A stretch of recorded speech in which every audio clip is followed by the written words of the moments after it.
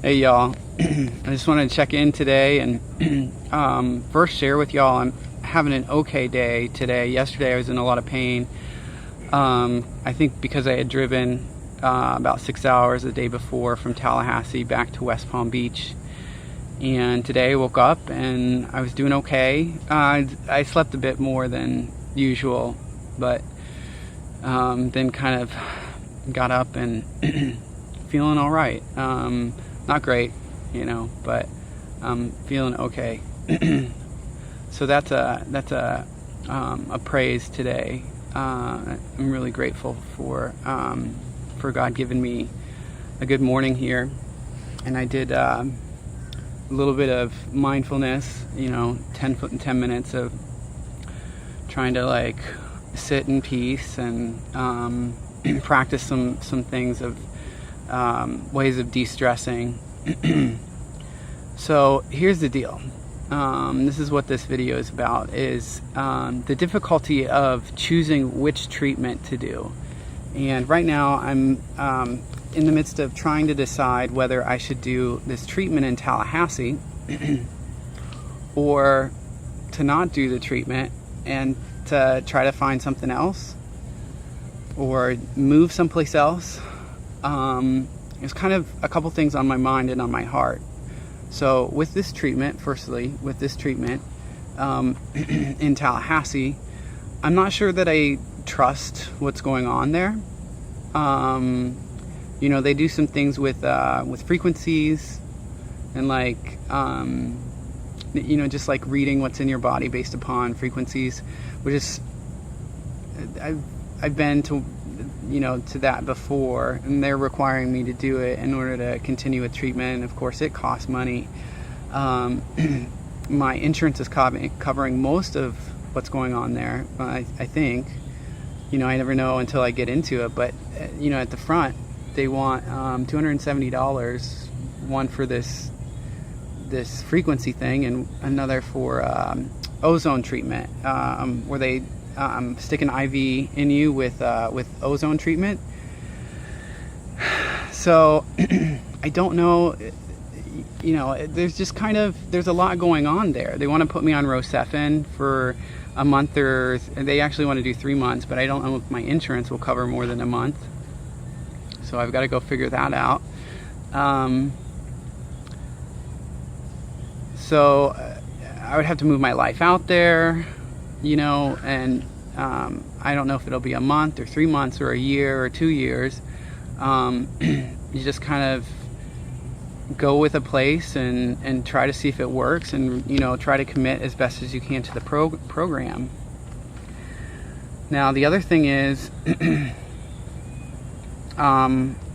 besides the facility out in Tallahassee, I've been questioning some of my living in Florida again, which is a regular occurrence, and it's because of the mold situation here. I think the humidity is actually good for electrosensitivity because it disperses some of the electromagnetic fields,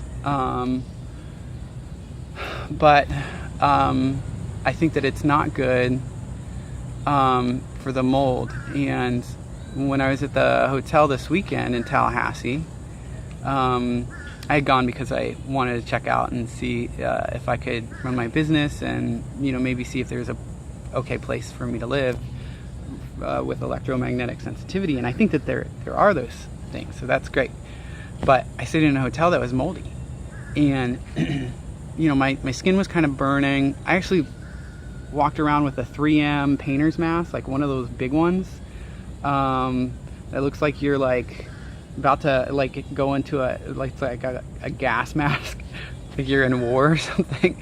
So I'm wearing this around the place, just to breathe and make sure that I take care of myself more than anything. It wasn't, I wasn't feeling horribly sick, but once I get there, then it's over. I've lost the opportunity to take care of myself, and so it was preventative mostly. But I could tell immediately that it was present and that it was thick, and my skin was kind of burning. And then I thought about staying at a hotel here locally that I stayed at before for the week. I was going to try to stay there for a week because it's really hot and I need to get me and the dogs into a building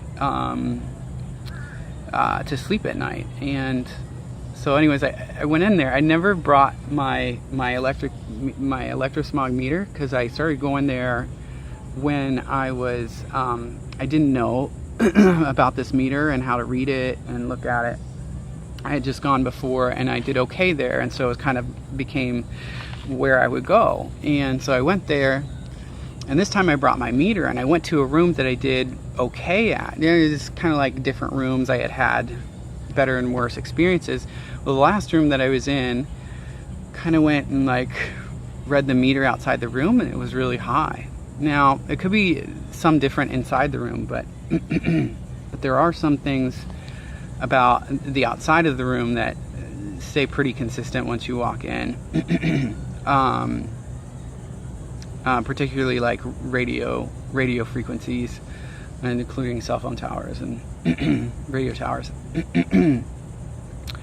So it was really high, and there's some connection between mold and electromagnetic frequencies. I mean, there's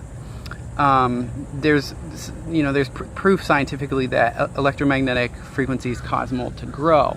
And that's not what I'm talking about, though.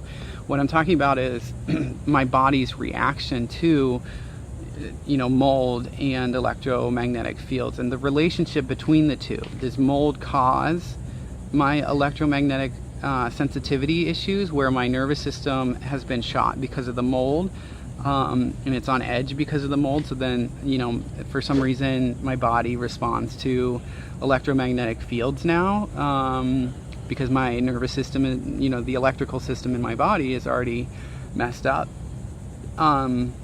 Or do they just kind of overlap?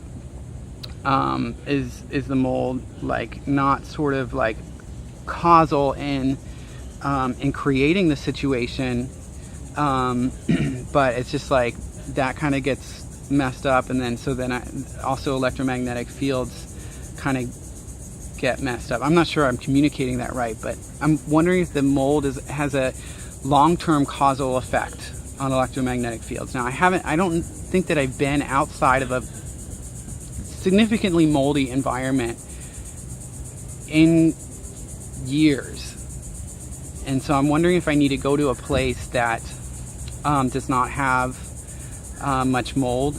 Now, I've tried to go to Phoenix, and I did not do well there.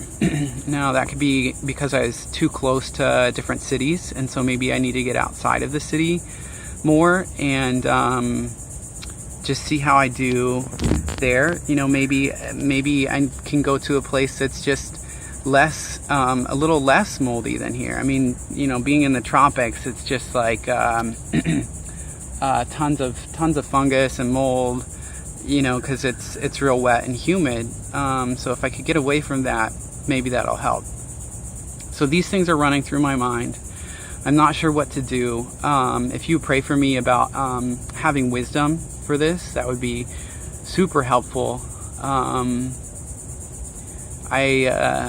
I just don't feel like I have direction, and with this disease, there's just so many different thoughts out there that you just got to make decisions and try to go with it and keep with the program. And so I'm about to be in a position where it's kind of like do or die with this clinic out there in Tallahassee, and it could actually hurt me if I take this IV Rocephin and it sort of knocks out my immune system, which it's an antibiotic, and it's, so it could do that.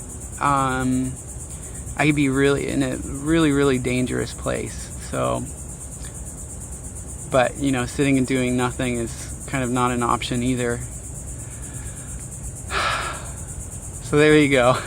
That's kind of what I'm going through. This is the longest video I've done so far. So if you've made it this far, thanks for watching. If I can give you any thoughts about different treatments out there, I'd love to.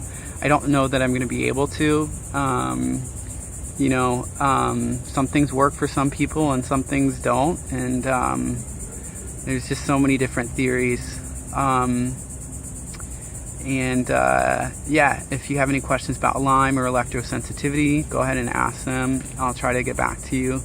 And you know, if you like the video, go ahead and like the video below, and subscribe if you're interested in keeping up with what's going on with my battle with Lyme disease. Love y'all. Stay safe. God bless you. Peace out.